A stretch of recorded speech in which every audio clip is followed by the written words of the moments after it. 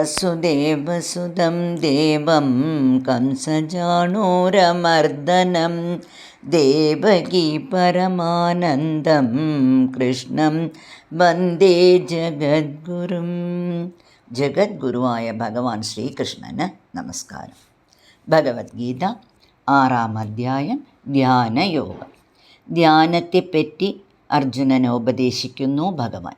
അതിനാൽ ധ്യാനയോഗമെന്നും മനോനിയന്ത്രണത്തെക്കുറിച്ച് പറയുന്നത് കൊണ്ട് ആത്മസംയമയോഗം എന്നും പേർ നൽകിയിരിക്കുന്നു. ധ്യാനയോഗത്തിനുള്ള അഷ്ടാംഗമുറകളെക്കുറിച്ച് കഴിഞ്ഞ എപ്പിസോഡിലൂടെ നാം മനസ്സിലാക്കി. തുടർന്ന് ധ്യാനത്തിലേർപ്പെടുന്ന യോഗി എങ്ങനെയാണ് മനസ്സിനെ ആത്മാവിൽ ഉറപ്പിക്കുന്നത് എന്ന് ഭഗവാൻ അർജുനന് ഉപദേശിക്കുന്നു.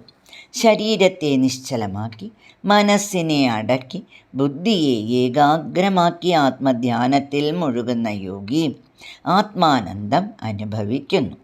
മനസ്സിന് വ്യാപരിക്കാൻ ഏതെങ്കിലും ഒരു വിഷയം കൂടിയേ തീരൂ. വെളിയിലെ വിഷയങ്ങളെക്കാൾ ആനന്ദം അന്തരാത്മാവിൽ ലഭിക്കാൻ തുടങ്ങിയാൽ മനസ്സ് വെളിയിലെ വിഷയങ്ങളിലേക്ക് ഓടുകയില്ല. ഹൃദയത്തിനുള്ളിൽ ഇഷ്ടദേവത ആരാധനയിലൂടെ മനസ്സിനെ രമിക്കാൻ ശീലിപ്പിച്ചാൽ പതുക്കെ പതുക്കെ മനസ്സ് ആത്മാവിൽ ആനന്ദം ഉണരാനും അനുഭവിക്കാനും തുടങ്ങും. ഭഗവാന്റെ വാക്കുകൾ കേൾക്കാം. യത്രോ പരമദേ ചിത്തം നിരുദ്ധം യോഗസേവയാ യത്ര ചൈവാത്മനാത്മാനം പശ്യൻ ആത്മനി തുഷ്യതി സുഖം ആത്യന്തികം യത്തത് ബുദ്ധിഗ്രാഹ്യമതീന്ദ്രിയം വേത്തി യത്ര ന ചൈവായം സ്ഥിതചലതി തത്വതഃ. യോഗസേവ കൊണ്ട് ആത്മനിയന്ത്രണം മനോനിയന്ത്രണം നേടിയ യോഗി ആത്മാവിൽ തന്നെ ആനന്ദം കാണാൻ തുടങ്ങും. ഇങ്ങനെയുള്ള യോഗി ആത്മാവിനെ അല്ലാതെ മറ്റൊന്നിനെക്കുറിച്ചും ചിന്തിക്കരുത്. യതോ യതോ നിശ്ചരതി മനഃചഞ്ചലമസ്ഥിരം തതസ്തതോ നിയമ്യ ഏതത് ആത്മന്യേവ വശം നയേത്. അസ്ഥിരവും ചഞ്ചലവുമായ മനസ്സിനെ വിഷയങ്ങളിൽ നിന്ന് പിന്തിരിച്ച് ആത്മാവിൽ തന്നെ ഉറപ്പിക്കണം. ഇവിടെ അർജുനൻ ഭഗവാനോട് ഒരു സംശയം ചോദിക്കുന്നു. ചഞ്ചലം ഹി മനഃ കൃഷ്ണ പ്രമാദി ബലവദൃഢം തസ്യാഹം നിഗ്രഹം മന്യേ വായോരിവ സുദുഷ്കരം. എപ്പോഴും ഇളകിക്കൊണ്ടിരിക്കുന്ന മനസ്സിനെ നിയന്ത്രിക്കുക എന്നത് വായുവിനെ പിടിച്ച് കെട്ടുന്നത് പോലെ അസാധ്യമാണല്ലോ കൃഷ്ണ, അതെങ്ങനെ സാധിക്കും? ഭഗവാന്റെ ഉത്തരം നമുക്ക് കേൾക്കാം. അസംശയം മഹാബാഹോ മനോദുർനിഗ്രഹം ചലം അഭ്യാസേന തു കൗന്ദേയ വൈരാഗ്യേണ ജഗൃഹ്യതേ. സദാ ഇളകിക്കൊണ്ടിരിക്കുന്ന മനസ്സിനെ നിയന്ത്രിക്കാൻ പ്രയാസം തന്നെയാണ്. എങ്കിലും നിരന്തരമായ പരിശീലനവും വിഷയവൈരാഗ്യവും കൊണ്ട് മനോബുദ്ധികളെ ആത്മചൈതന്യത്തിൽ ഉറപ്പിക്കാൻ സാധിക്കും എന്ന് ഭഗവാൻ പറയുന്നു. വീണ്ടും അർജുനൻ ഒരു സംശയത്തോടു കൂടി ചോദിക്കുകയാണ്. കൃഷ്ണ, ശ്രദ്ധയോടുകൂടി യോഗാഭ്യാസം ചെയ്യുന്നവൻ അതിനെ പൂർത്തീകരിക്കാൻ കഴിയാതെ മരിച്ചുപോയാൽ എന്ത് ഗതിയെ പ്രാപിക്കും? ഭഗവാന്റെ ഉത്തരം നമുക്ക് കേൾക്കാം.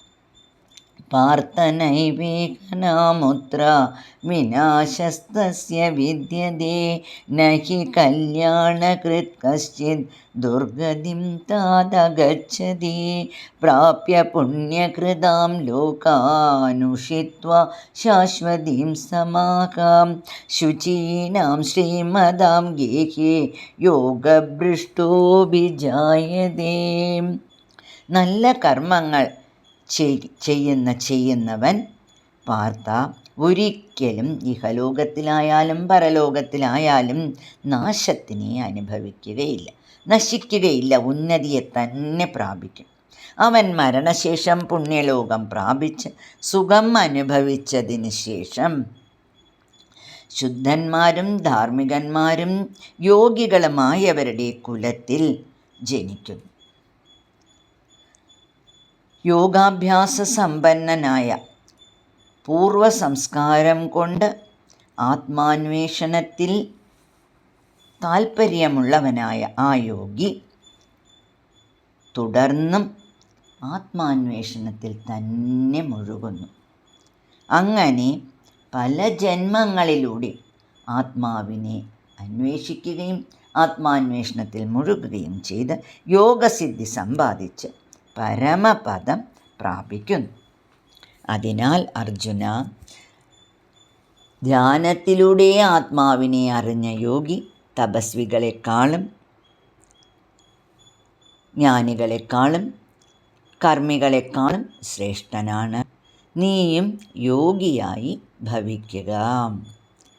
എപ്പോഴും ഹൃദയത്തിനുള്ളിൽ ഇഷ്ടദേവതാരൂപത്തിൽ എന്നെ ധാരണ ചെയ്ത് ശ്രദ്ധയോടുകൂടി എന്നെ തന്നെ ഭജിക്കുക എന്ന് ഭഗവാൻ അർജുനന് ഉപദേശിച്ചു കൊടുക്കുന്നു. ഇവിടെ ധ്യാനയോഗം എന്ന 6-ാം അധ്യായം പൂർണ്ണമാവുകയാണ്. അർജുനൻ്റെ സംശയങ്ങൾ തീർത്തുകൊടുത്ത് ഭഗവാൻ ധ്യാനയോഗ ഉപദേശം പൂർത്തിയാക്കുന്നു. നമുക്കും ഭഗവാന്റെ ഉപദേശങ്ങൾ കേട്ട് ഈ ഉപദേശങ്ങളെ ജീവിതത്തിൽ പ്രാവർത്തികമാക്കാൻ ശ്രമിക്കാം. നാരായണ അഖില ഗുരു ഭഗവൻ നമസ്തേ.